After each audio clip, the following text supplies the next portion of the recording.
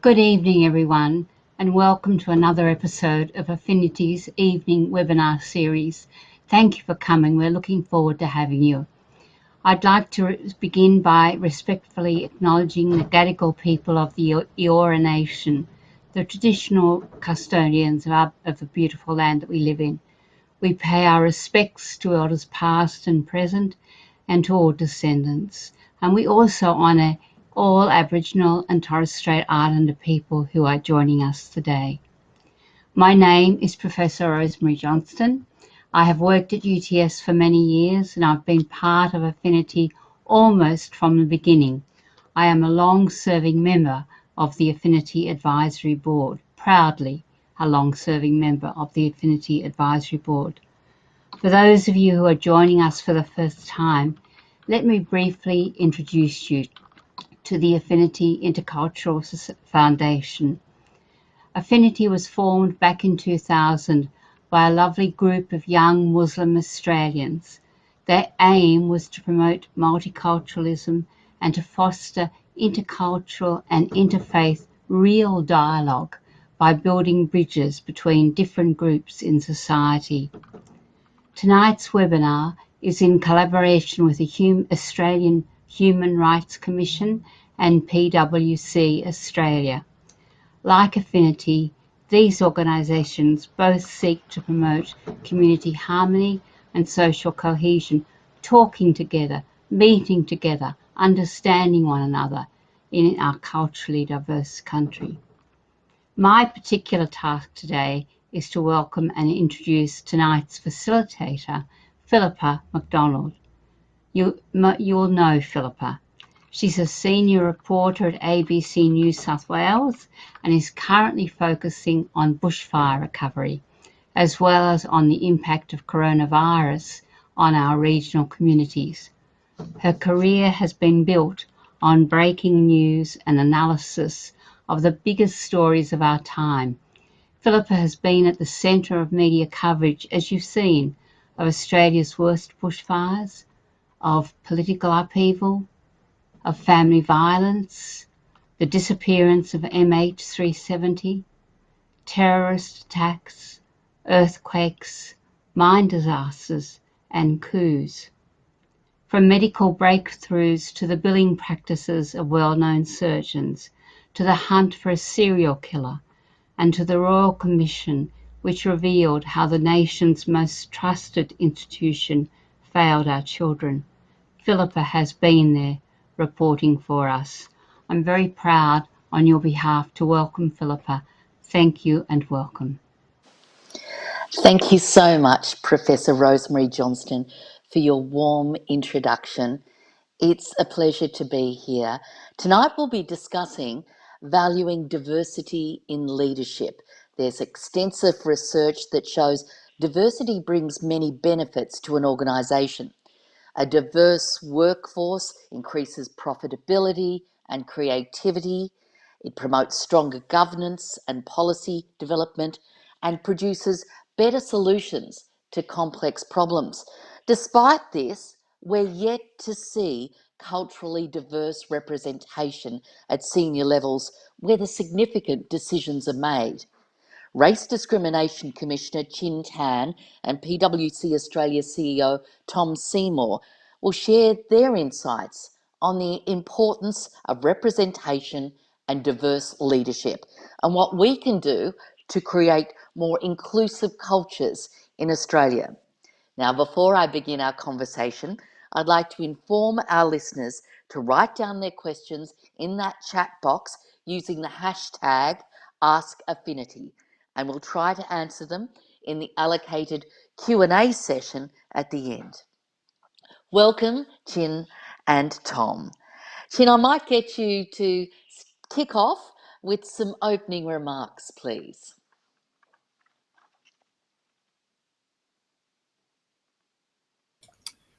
That's the trick to the game. Unmute. Good evening, everyone. Firstly, I wish to acknowledge the traditional owners of this land, and where I am sitting, it's the Wurundjeri people of the Kulin Nation, recognizing their connection to land, waters, and community, and I pay my respect to Australia's First Peoples and the elders past, present, and future. I'd like to thank Amit Pollard, obviously, a great cousin of mine. Well, we always use those phrases because we're very friendly to each other. And Affinity, of course, the Intercultural Foundation, for the invitation to be here today. I'd like to thank Tom Seymour, and I've kind of asked him if he would be a partner for me today to hold my hand, so it were, in a manner of speaking, for us to partner and be a part of this wonderful, wonderful topic, a forum for which we can talk about important aspects of cultural diversity. And of course, to our facilitator, Philippa McDonald, whom I'm deeply honored to share the same podium with you today. So thank you all, and welcome to everyone. I'm here again to speak on a topic of valuing diverse leadership in Australia. And I said here again because I remember a year ago, I spoke to Affinity audience in person at that time, unfortunately, where we can't do now, on roughly the same topic, and therefore reinforcing the importance of diversity within not just in terms of our workplaces, but within the society as a whole. So, as the Commissioner for Race Discrimination, I repeatedly heard from multicultural communities and individuals about their frustrations in being unable to access equal opportunities and advancement in employment, and generally about lives opportunities in this country. I'm just saying it's difficult to have a place at the table when it counts and matters. It is something that I worry about for our community, obviously, and for that matter, for my children and their children, and for your children and your grandchildren as well. Because if Australia is truly a country of fair go, then the ongoing discussions and commitment must be about equal access to opportunities and advancement, as well as opportunities to the leadership roles in our society across all sectors. And I see diverse leadership in Australia as a key aspect of addressing institutional and systemic discrimination. I think institutions and organizations, including PwC, and I applaud the work that Tom is doing in his organization, uh, to understand the prevailing or unintended, particularly unintended, uh, inequitable impact of their policies, processes, and practices that are in fact impacting on opportunities that are available to people from a diverse background. And I think the commitment about eliminating racism and achieving racial equality is an important aspect of why we're here today. We don't have all the answers, but I think as long as we keep that conversation going and we're prepared to have an honest discussion and talk through what we need to do to make the workplace in particular a better place for which people find not just the sense of opportunities to advance themselves, but a place in which they find the comfort of being able to work and live and have a sense of engagement as an equal partner and an equal person as a human to start with within those contexts. So I'm looking forward to the next hour where we will have the opportunity to explore in depth some of those issues, and I'm sure Philippa is going to in fact ask some questions that we haven't thought through and we haven't discussed, and I think that'd be very exciting. So I'm happy to be here and welcome the opportunity to hear from you as well and to learn from you in the same time. Thank you. Thank you, Chin. Let's hear from Tom Seymour now. Welcome, Tom. Hi, Philippa. Great to be here, and really appreciate the opportunity to join you and Chin tonight for what's a pretty important conversation. Just a little bit of background about PwC. We employ about 10,000 people across Australia. The average age of our workforce is 27 years old, so it's a very young workforce. And if I look at our workforce, we've got about 49% of our people, of that 10,000 people, are what we'd refer to as from a diverse cultural background. And that at the graduate level and for our organisations is a great story. But when we look at our partner ranks, about 23% of our partners are from a diverse background. So a real challenge for us is to to understand why do we lose half of those diverse, talented people through the journey. So I'm here to learn. We've got lots of strategies at PwC to try to do better.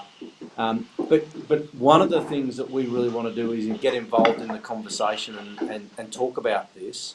And look forward to the question tonight and engaging with yourself and Chin around that really important topic. Well, Tom, I might then ask this question of you. Why do you think there is that difference if you've got 49% of your workforce from cold backgrounds, but only 23% of it make it to partner? Yeah, look, I think first and foremost is when you've got a predominant partnership, which has got better in recent years, but historically would have been white male. Not because I believe white males deliberately, in most cases, seek to exclude others, but when you've got that, it's just easier to fit in and get ahead. In a particularly in a business culture where relationships, and it's not about just what you do and produce output. It's about how you do it and the relationships and the whole ecosystem that goes around it. And I've had this conversation with lots of our team members over the years where they'll say, well, we're positively discriminating in favour now of people from a diverse background or females for that matter. And my response is, no, we're not. We're just levelling up the playing field for all of those things which you never notice when you kind of are one of the majority. And Chen and I talked about this previously. When you move from being a young graduate in our organisation to a more senior member, the role changes from being one of producing great output to building relationships to win the work.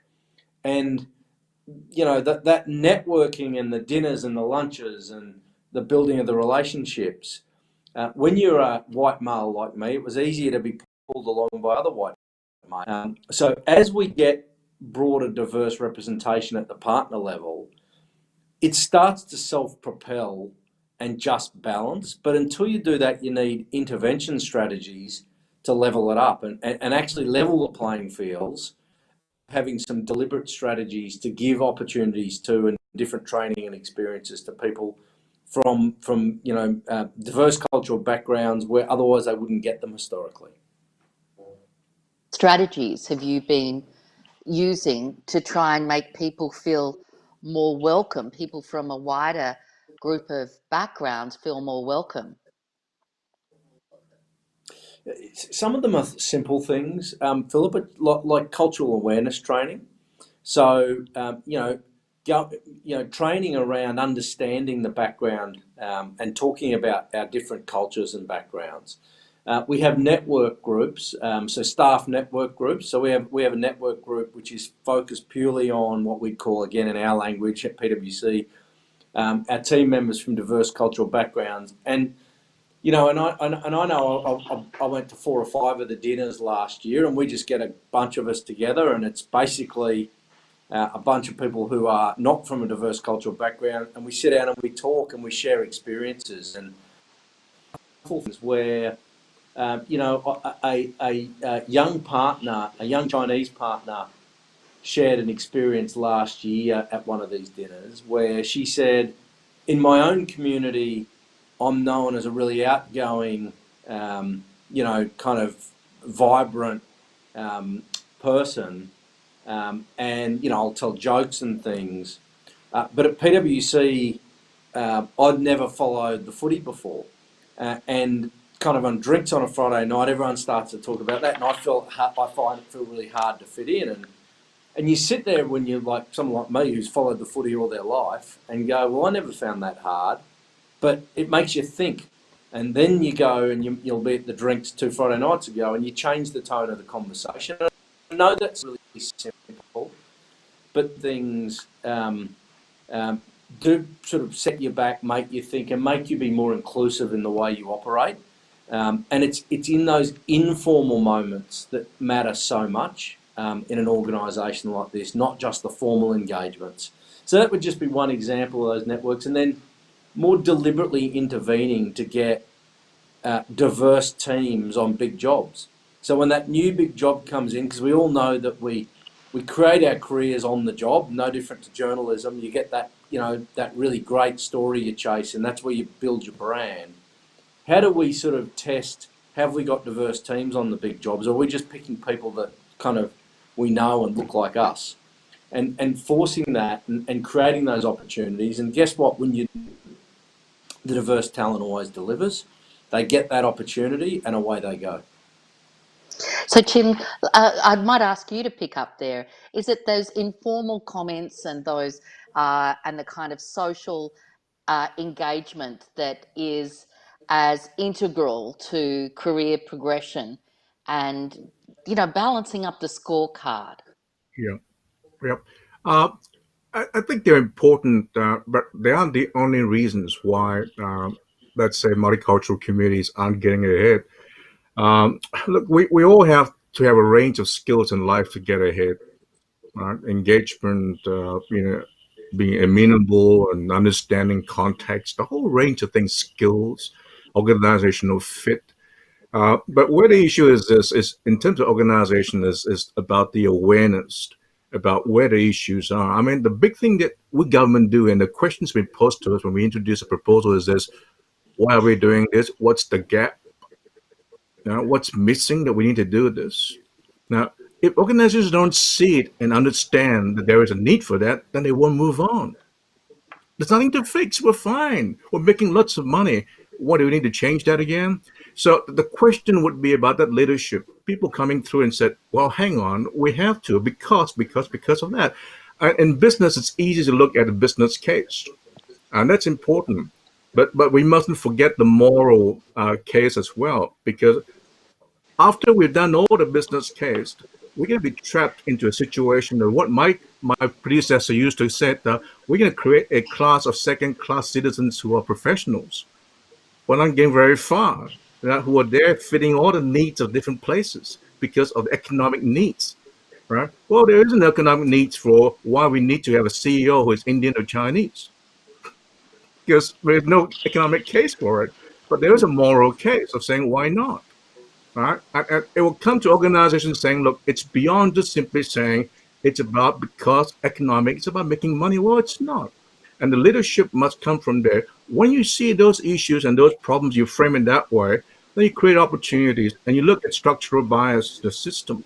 One of the biggest issues, obviously, and look, in my case, I mean, I'm a Chinese bureaucrat, Australian, Chinese extraction. I'm probably one of the highest ranking. But then again, it's so why aren't there people behind me who are prepared to do this? Because it's too hard, it's too tough. Number one. So it's both a pull and a push factor. People are discouraged. There's a cultural misfit to that, so they don't want to try. They go where they can do what they do best. And secondly, if the system is not prepared to open the opportunities for them to come in, then it won't happen. I mentioned this before, Philippa, as we talked about this, and I mentioned a quote from Lyndon B. Johnson, the former president of the United States, says, look, we must open the doors of opportunities, but we must teach our people to walk through those doors too. So the difficulty, as I say it, and very quickly, is this: it works both ways. Migrant Australians, a multicultural background, need to be able to assert themselves, learn the trade as well, but then the door must be prepared to be open for them to enter as well. So, can I ask, Tom? I mean, obviously, PwC is a leader, and you're confronting it head on. But when the CEOs get together, uh, are you all on the same page here in terms of acknowledging the absolute imperative of having diversity in leadership?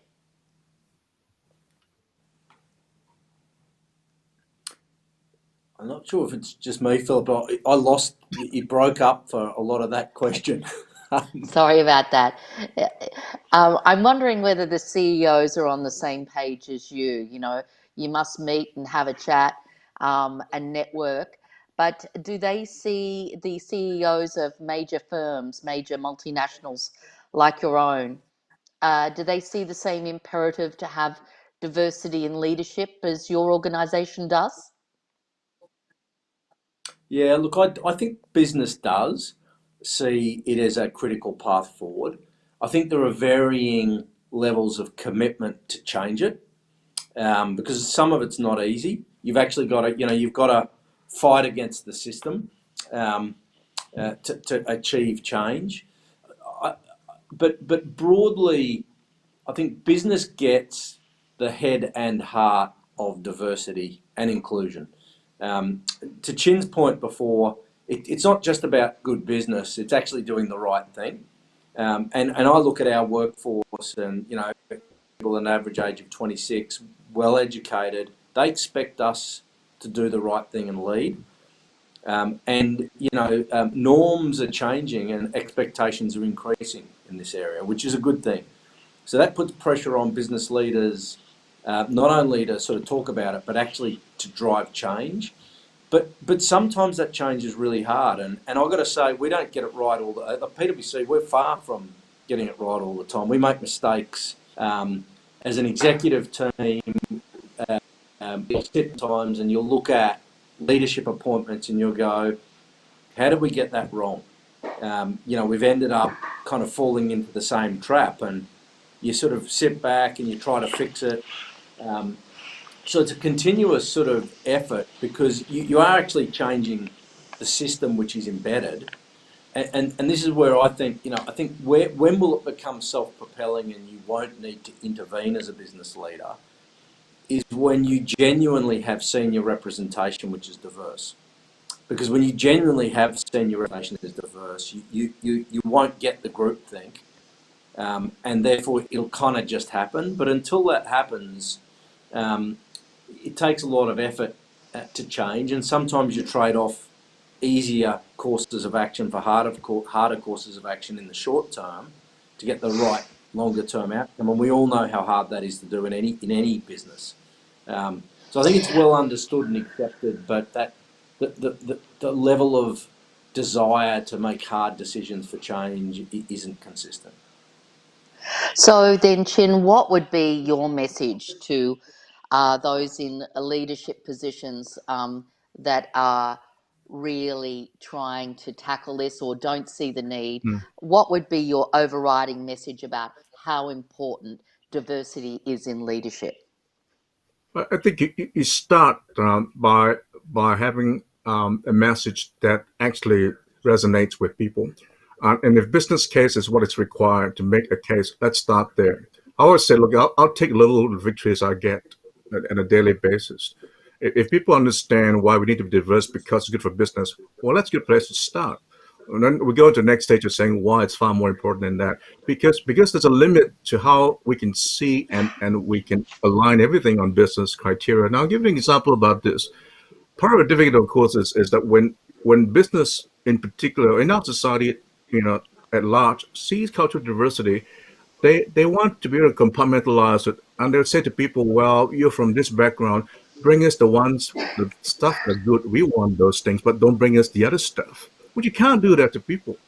No, it's totality of a person, and this is what we do. So the whole notion of business saying to people from cultural background or different, well, bring your authentic self to the business and the workplace. Well, hang on, they're not silly, They know that they do that, they're going to look unprofessional. There can be limitations about how the workplace is going to be able to absorb any of that. Why? So they bring some parts of themselves there, right? And they don't bring everything about themselves. And the question is, how do we therefore resolve a human issue and bring it into a workplace, understand it's a totality of a person, not parts of them, right? So the Chinese are very professional, do great stuff. They work in the tax department. Anything else, well, they're not interested. Well, that's good. That's all we want, right? And they finish very well. The Chinese are good workers. Thank you. But hang on, that's only one facet of who they are. What about the other ones? Of who they are as a human, as a person, and their cultural fit. We don't see that, and we don't want to see it. And the question about leadership is this: about leaders prepared to see and say, "Well, hang on, I don't see so and so as just a part of a clock in the machine about the productivity, but I see as a person." and how do we bring that into our culture as well? And that mixture is terribly important.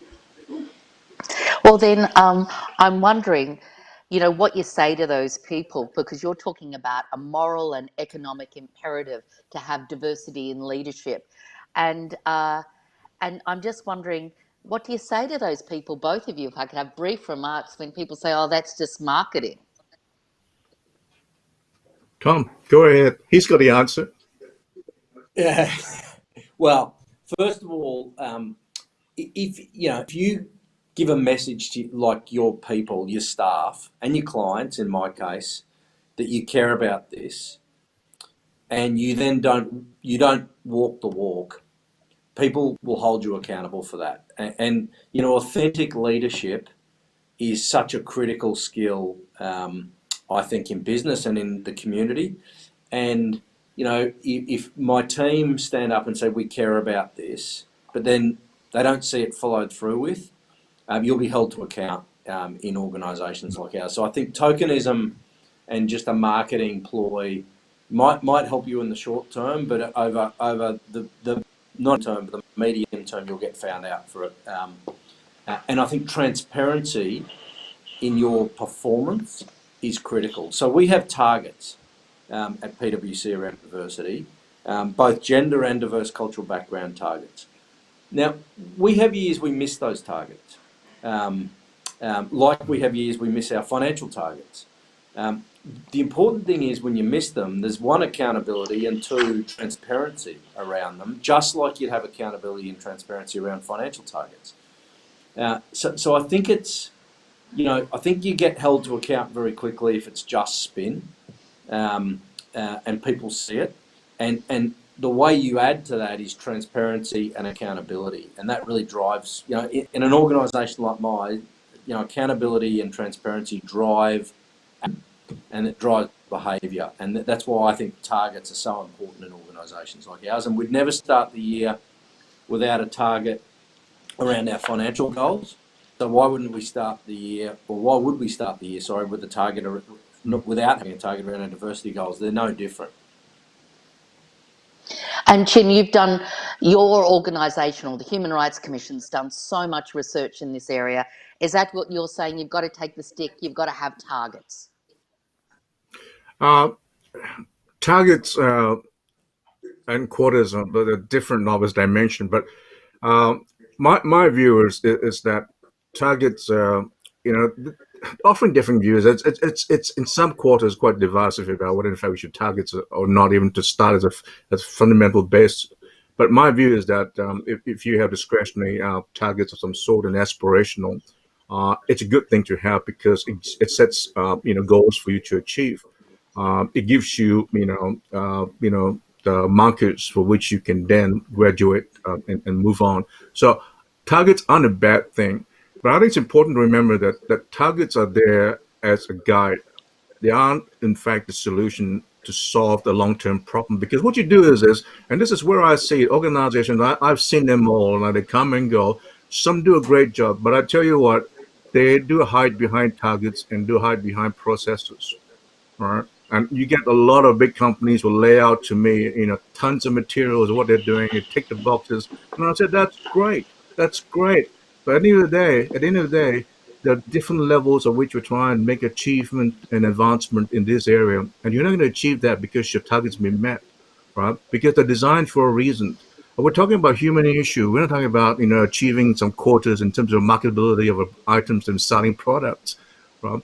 And so they're much more difficult to quantify. We don't have the answers yet, and we want to be able to do that. And some countries have done that. The UK, for example, has a mandated a program of which companies are required to audit the kind of a match between pay, the paid salaries and the diversity of people, and they're required to report on that. And I'd like to see that happen in this country at some stage. And it'd be great if companies were voluntarily doing that and say, we're matching up and say, what's wrong with our company, for example? Why is it that people from different backgrounds aren't getting paid enough or not getting paid in the same level as other people?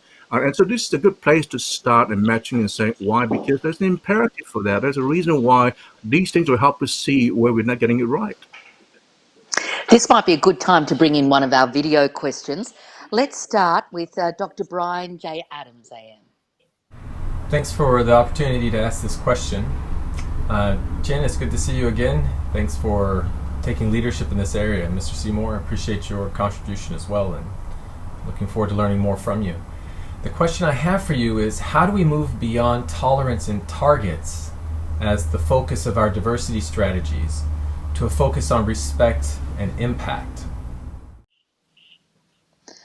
And Wow. So, I think that's what we'll be looking at doing, because I mean I'm not all about science. A lot of the work we do, it's about understanding the fundamental. And when we attack racism, for example, you can be as clever and intellectual as you want in arguing a point, but it's very basic. It's very basic. It comes down to this: at the end of the day, whoever that person that you might detest or not get along with or have a problem with, it's another human being, right? So the fundamental is that we're dealing with human right across. We might be culturally different, but it's still another human being. So that respect is a very important element, and it underpins the work that we do and getting people to understand it doesn't matter what background you are from and what level of work you have in your organization. At the end of the day, that it's a person, and that person could be as good as the next person up there. It could be, in fact, doing the CEO's work if given the opportunity. Our question, therefore, is how do we get to that position of unlocking it and removing the barriers? And it takes leadership. It takes the eyes of leaders who are culturally diverse to see and open up. I'll give you a small example of this. And this is why we need leaders up there who can see things when programs and policies come to across the desk, and they'll be saying, hang on, why are we doing this? Come on, I know it doesn't work because I know the communities I'm dealing with. And I've done it in government. I've got people saying, oh, we should support this. I said, hang on. Do you know this other group? Right? I said, no, we don't. Well, give them the money because this is a group that's doing great work.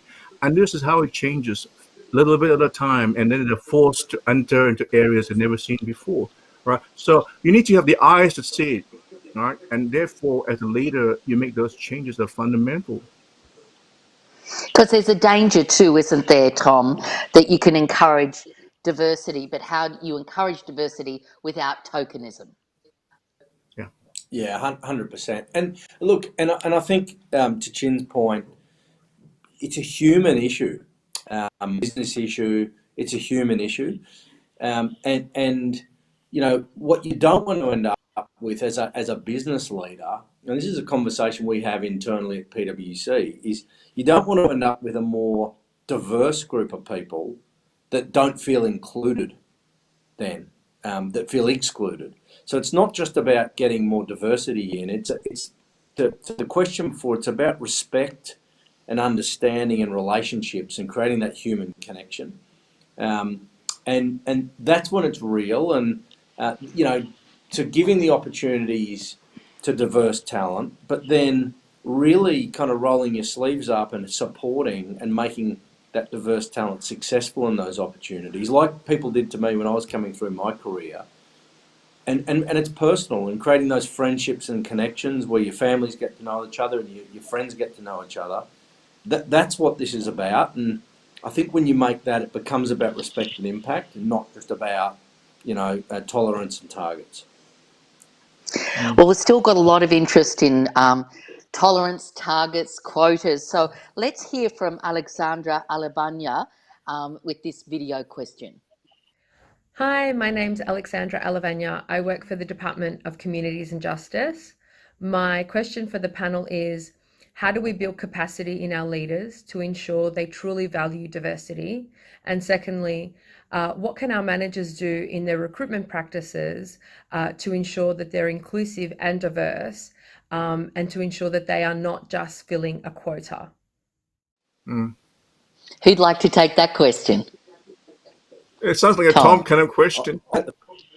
Yeah. Look, I think for me, how do you build capacity in your leaders? Giving them time to experience and learn, because when you experience and learn, it becomes personal, and you do it because you want to do it, not because it's one of the tasks you've got to do in the day. And it sort of goes back to the conversation we had before around, you need tasks and you need measurements because they're part of life in business. But you want to be passionate about it and do it because you care.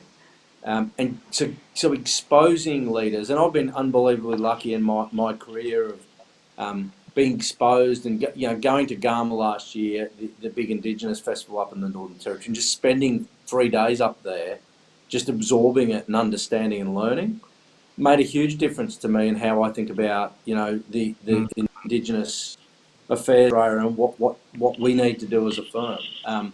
Spending time, for me, going to our network dinners with our diverse cultural teams, just to listen to their stories. We had a dinner in Sydney just after the massacres in New Zealand, and to sit there and listen to some of our team members of a Muslim faith talk about how that impacted them and how they didn't feel safe walking through the tunnel down to Barangaroo, like that's a different experience you get. And it makes you want to do it, makes you kind of want to walk with them down that tunnel the following morning to go, I'm standing next to you. And that's a different. So I think exposing leaders and I think boards creating space for their leaders to immerse themselves in and understand, because a lot of us in that background, and until you hear it from someone you trust and like and is a friend, it just gives you a different perspective. So that would be my answer to the first part of the question. Second part, which was around procurement, and it's not just ticking a box. Leaders need to intervene. So again, if I can tell a story, we have a desire, and it's a target, to hire a certain number of Indigenous employees. But unless the partners get involved and meet the Indigenous applicants up front, leave it to the process, it doesn't happen. And it's not because the people running the process aren't trying to do the right thing. They've got all the things they're trying to do. So again, it's that leadership drive and input to make it really matter. And there are certain younger partners at PwC from a diverse cultural background that I really want to set up for success over the next 4 years in my role here. And it's personal. It's not just professional, it's personal. And being there to help them in the moments that matter is something that you want to do and you want to feel good about. Well, look, I think we're seeing some qualities that inclusive leaders have through what you're saying, Tom. But Chin, can I ask you to just walk us through what you think the kinds of qualities that inclusive leaders have? How do we cultivate diverse leaders? Mm-hmm. Tom has mentioned exposure terribly important. No, the way we're talking, we're assuming that we're talking about traditionally white Australian male leaders and how to make them more enlightened. But I think if you look at the whole spectrum, it's more than that. It's also leaders from all classes and background, because we missed the point. And I've got an issue when people say, look, the white leaders will never understand. Well, it's not true, because you can't disenfranchise people because of their background either. That's not right, because there's no reason to believe that a white traditional leader doesn't understand, because they can understand as much as anyone else, and that they can create a fit for which cultural diversity can prosper. I'll tell you one thing, people don't recognize this. In my field of racism doesn't exist in the black and white issue. There's a lot of racism within multicultural communities too, right? Because people are people, right? And I would say to you that within organizations, you could have one from East Asia who doesn't understand the Middle Eastern. Now that's a cultural problem too, right? It's not a white and black problem.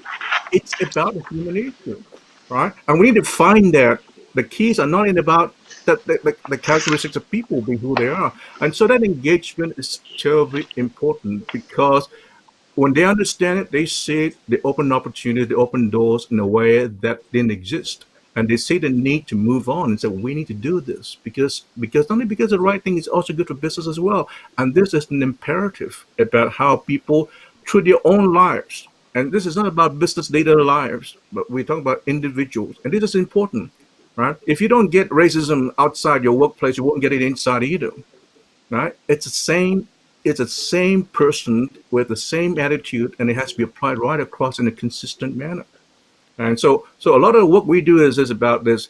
Let's address race attitudes. Let's address race relations. If they can do it very well outside, they can do it very well inside as well. It's much tougher because the system sometimes doesn't support them. Right? It's a very difficult area.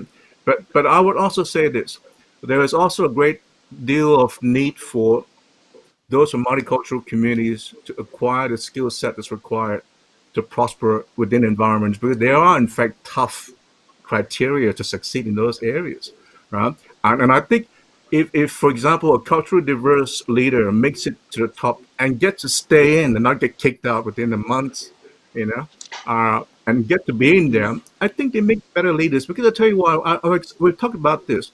The normal attributes of 5, 6 different criteria for a leader, the CEO of organizations, being good with people, all of that. It's important. But when you are an Asian, for example, and I use Asian, widely, then you come in with the 6th attribute, my background, who I am. You can't remove that. So you could be a CEO, it could be a chair or commissioned, you will have this problem to deal with. It's both a curse, it's also, in fact, a blessing. And questioning how to use that. And I'll give you an example. When I was the chair of the Victoria Multicultural Commission, I had a chap in there who came in, when I walked in there, says, I don't know what you do in the Chinese community. This is what we do in government. Now, I could well have said, I'm going to complain about you and get you kicked off. But then I look around and said, hang on, I am the statutory head of this agency. I am the leader. I own the space, right? Complaining isn't going to deal with that. But dealing with as a leader and saying, I've got this 6th attribute that's a blessing and a curse. How do I deal with this? So within a year, How we did took us you? a common somewhere else. And I've changed the organization to fit what I believe is important. And that is probably one way you can change things. And look, we were talking a few minutes ago about cultural diversity, and of course, and the place that our First People, Aboriginal Australians, and Aboriginal and Torres Strait Islanders should have in that cultural diversity, which is missing as well. So I'd just Yeah. like your thoughts there, both of you. Tom? Look, I think it is absolutely. One of the again, we do training courses online around cultural awareness, and we ran one last year for all of our teams around cultural awareness of Indigenous Australians. And one of the things that was that we really saw was, one, our people really engaged it and wanted to learn more. And it started a conversation, and that conversation then starts a movement. So I think it is absolutely a huge part of, I think, where Australia's got to do better. And, I'm personally a massive advocate for Uluru Statement from the Heart, because, you need to have representation. And our Indigenous people should have representation in their own future and their own destiny in this country. And that's something I learned from, to the question before, about being exposed and listening and talking and hearing stories. And I think Australia's a great storytelling nation, and we do well telling stories as opposed to sort of trying to learn rules, which I think goes back to Chin's point about it's a human issue, and make it a human issue and you'll make the difference. So yeah, totally agree. It's a huge issue in our society. Philippa, I'm clear about this. We're going to not get very far in the multicultural area and be a just, fair society. We don't resolve satisfactorily and reconcile the Aboriginal communities and Indigenous communities as such. For me, they offer the canary in the mine. If you can't solve that, you got no problem solving anything else, because that is a fundamental issue about how we resolve that conflict and that difference. And the Indigenous community offer very stark difference, the very essence of that cultural difference. And if we can't deal with that, mate, the rest are pretty superficial, because it's easier to deal with those, that we can know a Chinese, drive Mercedes and can run up a text audit very well, But that's not the point. The point is those fundamental differences are there. And how do we deal with that? And that, for me, portrays the same issues we have in Muslim communities. It's too hard, it's too far. Well, hang on, it's not. If we can't resolve that, we can't resolve the other issues, because they're pretty superficial, right? The real fundamental ones are these.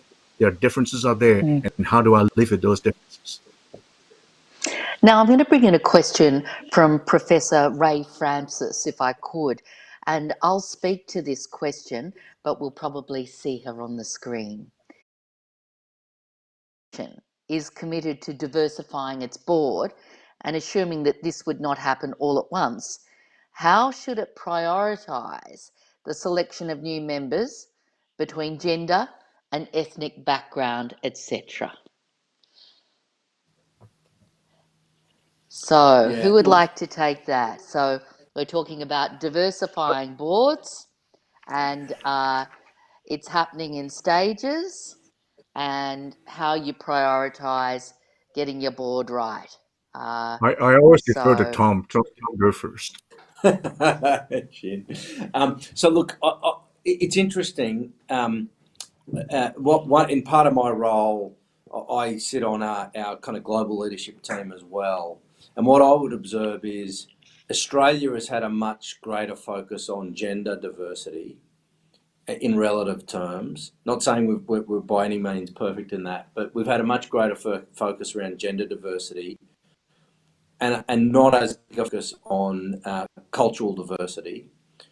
Versus, say, in the US, there's a very big focus, and it is, it's increased massively in the last 6 months with the Black Lives Matter movement, but it was there already around, cultural diversity or diversity of colour, and I think they're further behind on gender. And for me, it's always a balance, and you kind of try to push both forward, and you sort of try to, not let either fall behind.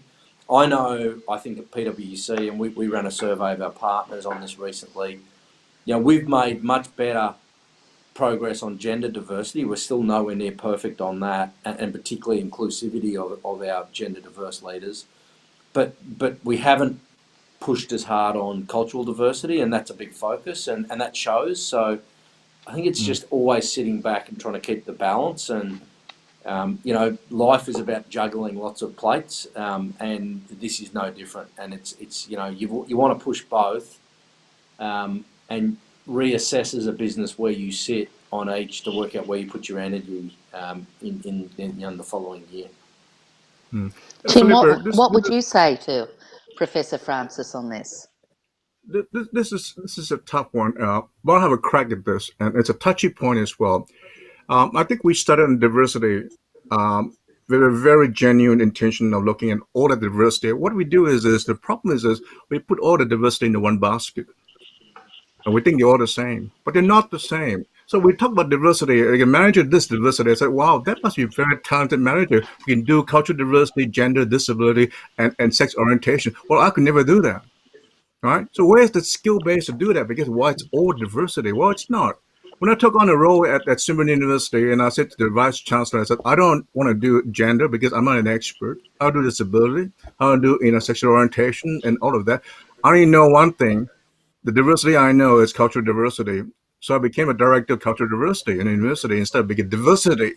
Right? So it's so hard to do that. And the difficulty, of course, is when organizations have gone ahead and advanced that, they saw diversity in one basket. So in the board, for example, we have one person who's disabled or two women. So what's the problem? We're very diverse. We're doing fine. And I tell you, if we get lucky, we get a woman who's also of multicultural background. We solve the problem of diversity as well. What's the issue?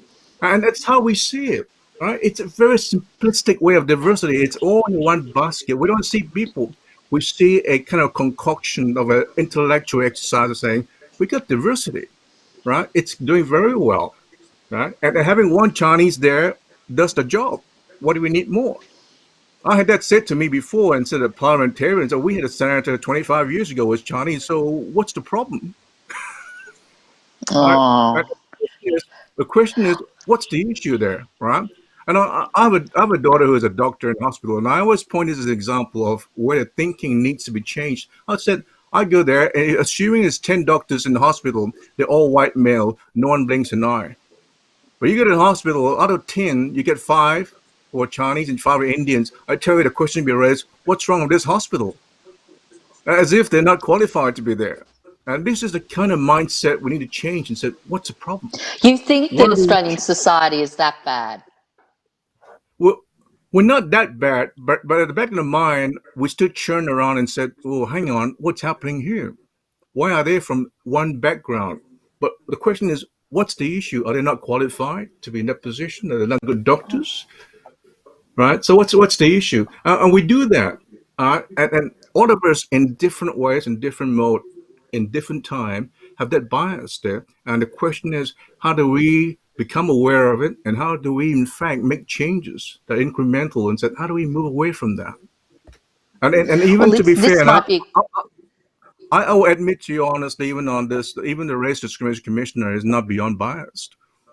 But then at least he's aware where the biases are coming from and how to work against it. Look, this might be a good time to bring in a question from our audience. Many businesses or organisations pledge their commitment to diversity and inclusion, but not everyone who works there is equally committed. How can an organisation hold leaders at different levels accountable? Jin, you're looking at me again on this one. Look, I think you've got to stick at it. So first of all, it's persistence. Like anything in business, to achieve change, you need to be persistent and you need to stick at it. I've got to say, I'm not a fan of kind of lecturing and telling, because I think if you lecture and tell in an organisation like ours, you risk people nodding and saying yes, but then kind of ignoring you when you're not in the room, and you achieve superficial change, but you don't achieve real change. I think you've got to. I think I come back to transparency and reporting. I know that's head, not heart, but if you're transparent and you report and you hold people accountable on a consistent basis and you're persistent, that you start to drive change, and then you mix that with the experience and the emotional side, to try to make people understand it's not just because you have to do it, it's because it's a good thing to do and you'll enjoy doing it and you'll feel better about it when you go home. So it's a mixture of that, but it's a really good question. It's not easy to do. And I think kind of just pointing people out and saying you're bad and blaming them, I'm not sure that gets the change in a sustainable basis without kind of those other things wrapped around it. Can I just to jump in and that quickly, Philippa? Infrastructure is important. By that I mean, your whole belief structure and your policies, your programs and your practices. You have that in place. At least it holds as a railing, guiding, officers and people who work and staff about what expectations might be. And then you need the believers, the people who are championing it and making sure they're all compliant with, that people understand what it does. And the overwhelming culture of a place is going to transform people understanding what they can and can't do and the limits and expectations of the place. So it's no different, from a pub when the guys have a drink and they talk about jokes about women and everybody else. But I tell you what, increasingly the environment is changing. More people are calling out and saying, hang on, that's not right? And we need more of that. And it needs to start at a place where these things are happening. And the other point, remember, there's a ring book, and it's about white privilege. Now, whether in fact you believe it or not, or whether in fact you agree or not, it's not the point. But it was written by a professor with a white background, and he said, look, the real changes will come in the white places. When the white people go there, and they start saying, how come they all look like me? Why don't we allow more people in who are not like us? And the change will come because there's opening of doors in a different way as well. So it's both a push and it's having multi-layer of people in different places making changes that fundamentally creates a culture. And look, just to quickly wrap up, but obviously diversity in leadership can bring about a broader impact to society as a whole. Chin, I might get your It comments absolutely. there. Is that a statement which I concur? And of course that's true. And enormously that's what we How, do. Chin? Organizations. We all either live at home or we work. right? So unfortunately, in terms of culture of racism and eradication of racism, we can only operate from the Human Rights Commission, for example, in the legal system on the public domain. All right. What people say and how racist they are at home, we can't touch really because it's educational. People are free to be to have different views, but we all now know that in the workplace you can't do that. Right. So if nothing else, it serves as a place to remind people that whatever you think at home, you can't do it here. And perhaps the things you might learn in a workplace, you take home with you, and you can teach your kids about systems, about values that you never learn at home. Right? So it's not a bad place to start that we're compelling people to think in a different way because the job is on the line. And Tom, your concluding remarks there. Thank you. I think what Chin just said is so true. You spend a lot of your time at work, and if you take out sleeping, you're at the office or you're at the work site, wherever you are, as much, if not more, than you're at home.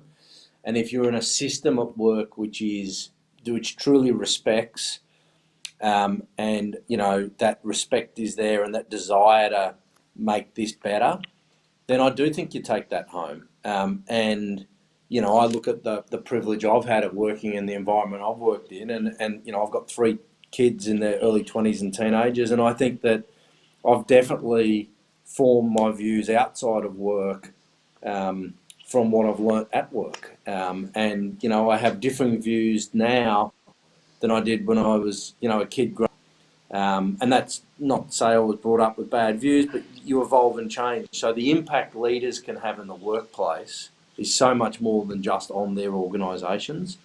It's what their teams do when they go home, when they go out at night, when they're at the beach on the weekend.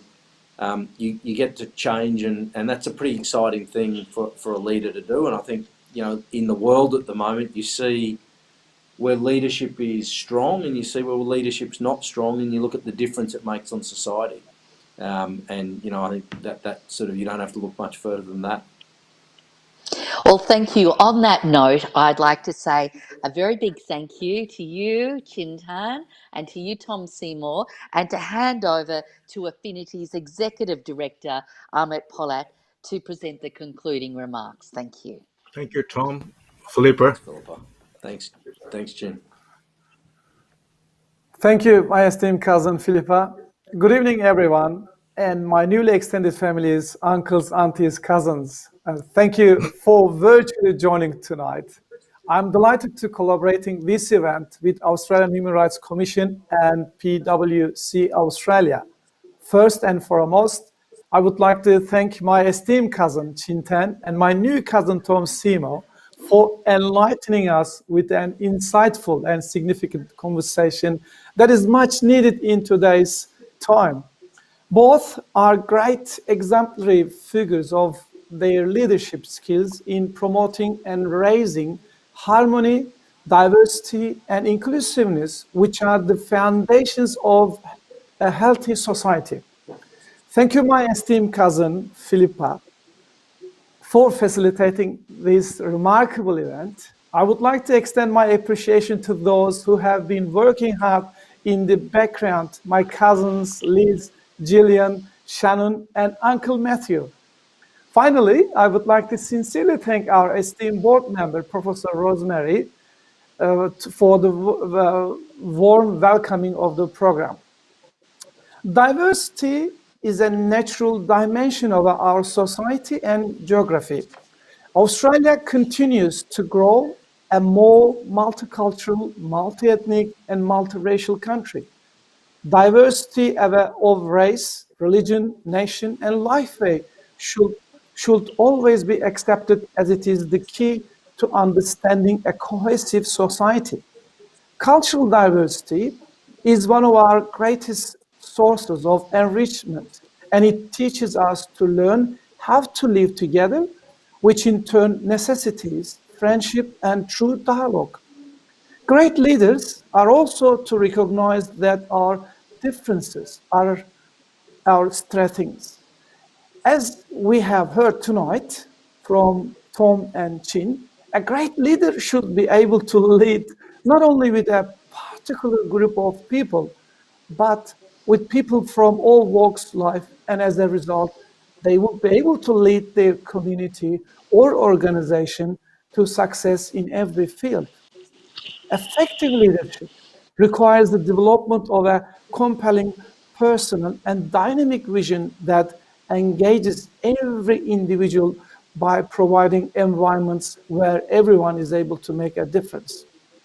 In my humble view, a model of united diversity in leadership is the only way to the future in our globalized world. Finally, I would like to share with you Affinity's upcoming webinar. Next Monday evening, we have a very special webinar episode to mark the International Day of Peace. This webinar will be held in collaboration with UNAA New South Wales, UNHCR, and Sydney Peace Foundation.